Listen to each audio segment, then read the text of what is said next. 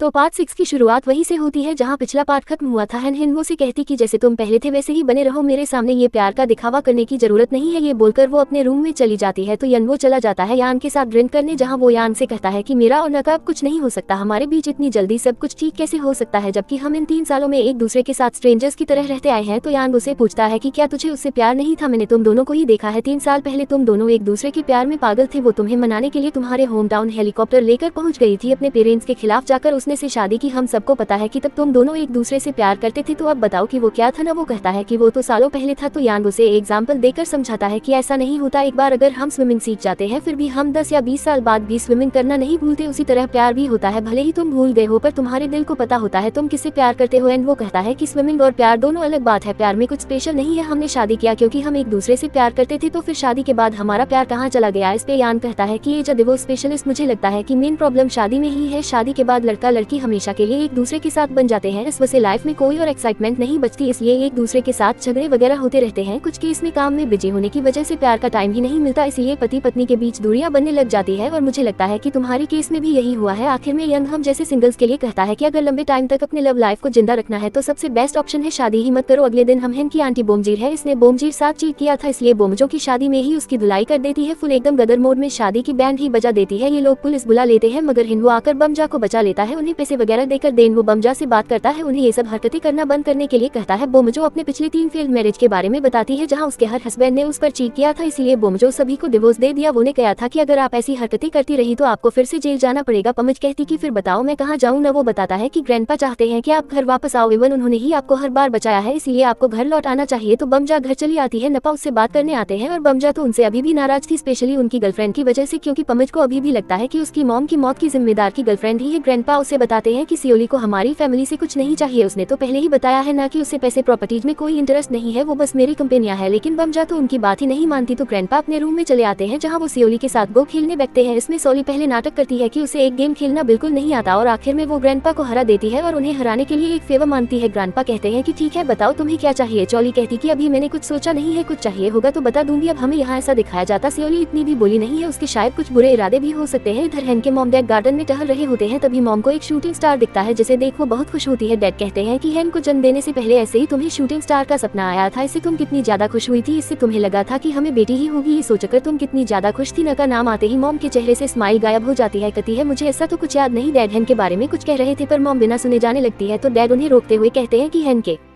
लिए इतना भी कठोर मत बनो। मॉम कहती कि मैंने क्या किया। डैड कहते हैं कि कब तक तुम पास्ट में जो हुआ उसके बारे में सोचोगी, तुम्हें सब भुलाकर आगे बढ़ना चाहिए। मॉम कहती कि तुमने पहले भी यही कहा था, तुम्हारे डैड को कोई प्रॉब्लम नहीं चाहिए थी इसलिए तुम चुप रहे, पर मैं नहीं भूल सकती, भले ही तुम सब उसे भुला सकते हो पर आज तक ऐसा एक दिन नहीं गुजरा जब मैंने सुवान को याद ना किया हो। तुम सबके लिए उसकी मौत पास्ट होगी पर मैं हर दिन उस दिन को जीती हूँ। सुवान कितने दर्द में थी मैं फील कर सकती थी, इसलिए उसकी मौत में जिसकी गलती थी मैं उसे कभी माफ तो नहीं कर सकती, इसलिए मुझसे एक्सपेक्ट मत करना कि मैं सबको इक्वली ट्रीट करूँ। ये बोलकर चली जाती है। हम देखते हैं दूर से हेन उनकी बातें सुन रही थी, जो सुन वो काफी दुखी होती है, तो शायद सुवान की मौत से हेन भी इन्वॉल्व थी, इसलिए शायद मॉम हेन से नाराज है। अब सुवान की मौत की क्या मिस्ट्री है ये तो हमें आगे के एपिसोड्स में ही पता चलेगा। तो हेन भी काफी सैड होकर घर से बाहर चली जाती है। वहीं हम नव को देखते हैं जो अपने रूम में बैठकर अपने कुछ काम कर रहा था। टाइम देखता है काफी लेट हो चुका था, हेन अभी तक नहीं आई थी, इसलिए उसे हेन की चिंता होती है। वो याद करता है जब उसने डॉक्टर से पूछा था कि हेन के पास एग्जैक्टली कितने दिन है। डॉक्टर ने उसे बताया था कि हेन के बचने के चांसेस बहुत कम है पर कोई मिरेकल भी हो सकता है, क्योंकि इससे पहले भी मैंने ऐसे कई केसेस देखे हैं जिसमें बचने के चांसेस बहुत ही ज्यादा कम होते हैं, वो लोग तक ठीक हो जाते हैं। ये सुन हिंदू हैरान था पर ये खुशी वाली हैरानी नहीं थी। वो डॉक्टर से पूछता है कि ये मिरेकल कब होते हैं, आई मीन कितने साल बाद होते हैं। डॉक्टर कहते हैं कि ये तो मैं नहीं बता सकता और इतना जरूर है कि मिरेकल्स हो भी सकते हैं, इसलिए उम्मीद मत छोड़ना, बस पॉजिटिव रहना और हेन को भी हमेशा पॉजिटिव सोचने के लिए कहना। कमिंग बैक टू प्रेजेंट, यन वो हेन के उस रेयर ब्रेन ट्यूमर के बारे में सर्च करता है तो उसे अब्रॉड में ऐसे कई सारे पेशेंट के बारे में पता चलता है जिनको ये बीमारी थी और वो लोग ठीक भी हो चुके हैं। तो वही वो एक पेशेंट का इंटरव्यू पढ़ता है जिसे ये ब्रेन ट्यूमर था। डॉक्टर ने उसे बताया था कि उसके पास बस 3 साल है पर आज वो 30 साल बाद भी जिंदा है, यानी उसकी भी ट्रीटमेंट हो गई थी, जो पढ़कर हिंदू हैरान होता है। ऐसे ही वो घंटों तक इसके बारे में रिसर्च करता रहता है। इसमें उसे कई सारे ऐसे केस मिल जाते हैं जो लोग इस ब्रेन ट्यूमर से बच गए थे, जिसमें एक केस में तो मिरेकल ही हो गया था। पेशेंट एक दिन सुबह उठा, डॉक्टर ने चेक किया तो उसका ब्रेन ट्यूमर अचानक गायब हो गया था, जो देखना वो भी सरप्राइज था। तो उसी तरह वो कई सारे आर्टिकल्स पढ़ते रहता है। काफी रात हो जाती है, तब हीन घर लौटती है। वो अपने रूम में जाने लगती है पर उसे यूनवो का ख्याल आता है। ये रियलाइज करती है कि शायद इसने नव को जो कहा ये सही नहीं था, इसलिए वो यूनवो को देखने उसके रूम जाती है जहाँ वो नव को टेबल पे ही सोता हुआ देखती है, तो उसे जगाकर बेड पे सोने के लिए कहने आती है तभी उसकी नजर पड़ती है यवो के लैपटॉप पर, जिसमें वो रेयर ब्रेन ट्यूमर के बारे में पढ़ रहा था। कई सारे टैब्स ओपन थे जिनमें इसी ब्रेन ट्यूमर के बारे में कई सारे आर्टिकल्स थे जिन्हें हेन भी देखकर हैरान होती है। इन्हें पढ़ के वो नव को देखती है और सोचती है कि इतना सब कुछ होने के बाद भी नवो को मेरी फिक्र है। तभी नवो की भी नींद खुल जाती है। उससे पूछते हैं कि तुम अचानक यहाँ कैसे थे। न कहती है कि तुम इस तरह क्यों सो रहे थे, बेड पे सो जाओ। नवो कहता है सही कहा, तुम भी जाओ सो जाओ। तो न उसे गुड नाइट विश करके जाने लगती है, पर कुछ कदम चलने के बाद ही वो रुक जाती है और कहती है सच कहूँ तो मुझे तुम पर डाउट था। मुझे लगा था कि तुम ये जानने के बाद बहुत खुश हो गए कि मैं मरने वाली हूँ। मुझे लगा कि शायद तुम इसलिए मेरी इतनी केयर कर रहे हो। मैंने तो ये भी शक किया था कि इससे तुम्हारा कोई और ही इरादा है, बट आई एम सॉरी तुम पे डाउट करने के लिए। मुझे पता नहीं था कि तुम्हें सच में मेरी फिक्र है, तुम मेरे लिए इतने सब कुछ पता कर रहे हो। एंड वो कहता कि तुम्हें उम्मीद नहीं छोड़नी चाहिए क्योंकि ऐसे बहुत से मेडिकल मिरेकल्स होते हैं। जो सुनना उसकी ओर आने लगती है वो तो डर के मार पीछे जाने लगता है। न कहती कि डोंट वरी, चाहे जो हो जाए मैं जीऊंगी, मुझे कुछ नहीं होगा। तुम्हें पता है मैं अब तक बाहर से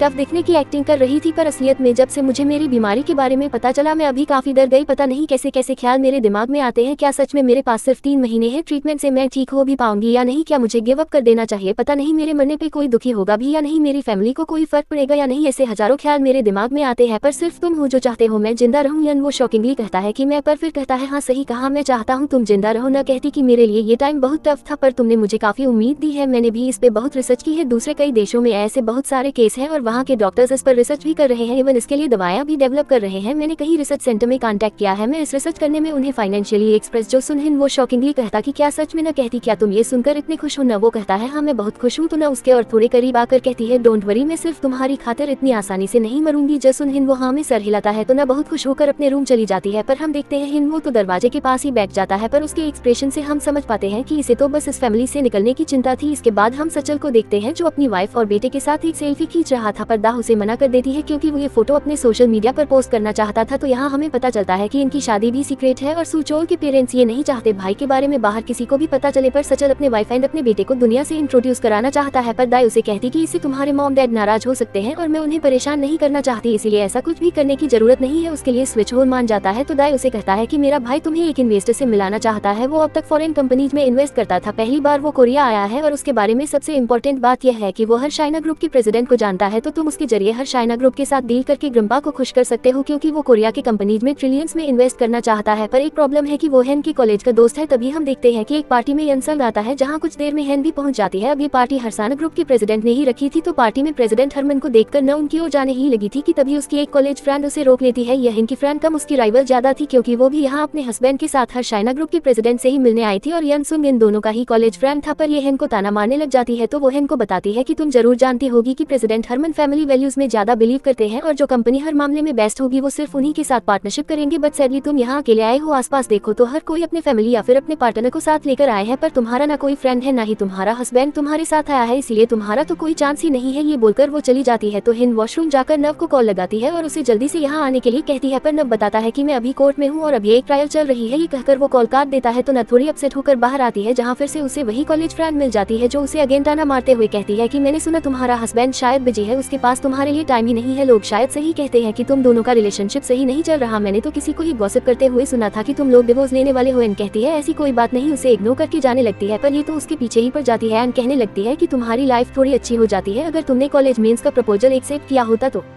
एन पूछती तुम अचानक उसकी बात क्यों कर रही हो? तो ये कहती कि क्या तुम्हें नहीं पता कि मिस्टर हरमन का राइट हैंड कौन है? वो हमारा कॉलेज फ्रेंड यनसुंग है, वो भी एक बहुत ही सक्सेसफुल इन्वेस्टर है। तभी ना मिस्टर हरमन के पास यनसुंग को देखती है जिसे देख वो हैरान रह जाती है। तभी उसकी फ्रेंड यनसुंग को बुलाती है तो यनसुंग इनकी ओर आने लगता है। हैन तो बस उसे देखते ही रह जाती है। तो नसंग इस ड्रामे का सेकंड मेन लीड है। अब इसके एंट्री के बाद हैन और नव की लाइफ में क्या होता है देखें हम अगले पार्ट में। वीडियो पसंद आए तो वीडियो को लाइक कर देना, चैनल पर पहली बार आए तो do subscribe and hit the bell icon. जल्दी ही मिलते हैं अगले पार्ट में, तब तक के लिए take care and bye bye.